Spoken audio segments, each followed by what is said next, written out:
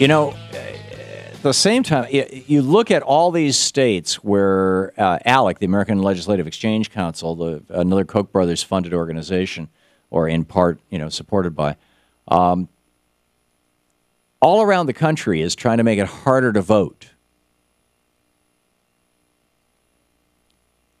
You would think if conservatives were on the rise, if they were winning the war of ideas, as it were, in America, that they would be trying to make it easier to vote. I mean, you'd think that, right? There's also, it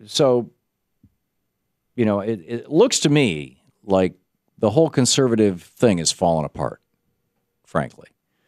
That, 33 years of Reaganomics now. We've been, the Reagan Revolution was a real revolution, just like the FDR Revolution was a real revolution. The FDR Revolution overthrew the power of the rich and turned working people in America into the middle class. Now, in Europe, they understand the difference between the working class and the middle class. Because for centuries, there was a difference between the two. The working class was what we call the working poor. And the middle class was what we would call doctors and lawyers. And the middle class made enough that they could live and they could set a little aside and they could retire and they could, work a 40-hour week and have a comfortable life. And the working class worked 50, 60, 70 hours a week, 80 hours a week. Two people in the family worked, and they just barely got by, and they were in debt their whole lives. And they were renters rather than homeowners. And that's the way capitalism normally functions. And we're almost now completely back to that in the United States. This is how it was in the United States prior to 1900. The last half of the 19th century was like this during the Gilded Age.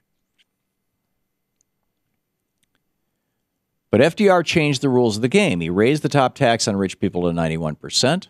Teddy Roosevelt put into place an inheritance tax. And so all that money, rather than accumulating at the top as it normally does, started flowing downstream so that working people who would otherwise be the working poor became the middle class.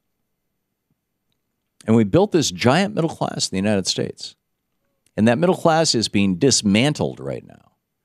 There was an amazing piece I was reading last night in the New York Times. At some length, they went through how in town after town after town in America, you can no longer afford on the average working person's salary, or on the median salary in those towns.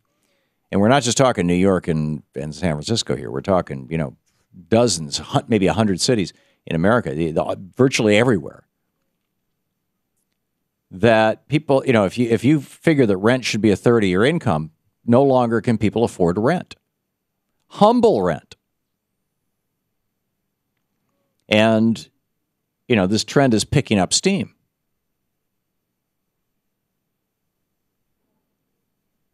And it's just one of, you look at that, you look at credit card debt now is pushing $1 trillion. Student loan debt is over $1 trillion. The average two-wage earner household today is bringing home the same amount of money that a one-wage earner household brought home the year that Ronald Reagan became president.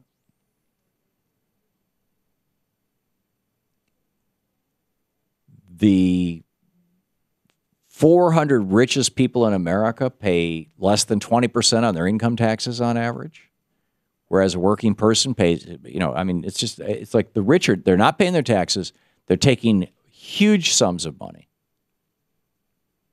And the working class is no longer able to stay in the middle class. They're going, we're moving back to an era of the working poor in the United States. Thomas Piketty, who's a French economist, wrote a book about this it's been a big deal in Europe now for the last year. It's just been translated into English. It just came out in the last couple of weeks here in America, in the United States. Martin Wolf just reviewed it for the Financial Times. It's called Capital in the 21st Century. And he talks about how he says economics is a subdiscipline of the social sciences alongside history, sociology, anthropology, and political science. I would agree with that. And he points out that a middle class is not a normal thing outside of doctors, lawyers, and mercantilists, shop owners. That's your normal middle class. But for working people to be part of the, quote, middle class, that's not a normal thing in a normal capitalist economy. Capitalism has no provision for that. And so a society has to decide that they're going to do that. And the way that you decide in a society to do that is you tax the rich. If we wanted to go back to having the working class in America become the middle class, all we'd have to do is roll back the Reagan tax cuts, basically roll back Reaganomics. Because the working class was the middle class 35 years ago. Ain't no more. Now, you combine this massive loss of income by working class people all across the United States. So lots and lots of people know that they're being screwed. They don't know exactly how or why, but they know that they're being screwed compared to their parents' generation or even their grandparents' generation. You combine that with a climate change drought out west that's causing the federal government to have to start saying to ranchers, you know, you got too many cows on this land. There's just no water anymore. You got to dial it back. And those ranchers fighting back. And then you toss in an explosive talk show host like Sean Hannity. I forgot to play the damn clip for you. I will do that when we come back from the break. I'll play that clip and then I'll take your calls on this. But I'm seeing here a perfect storm.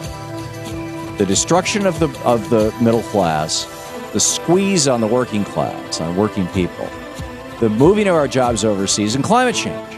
You're listening to the Thom Hartmann Program. Call 866-987-THOM. And I'm seeing this perfect storm being exploited by billionaires like the Koch brothers through Americans for Prosperity and billionaires like Rupert Murdoch through Fox so-called news.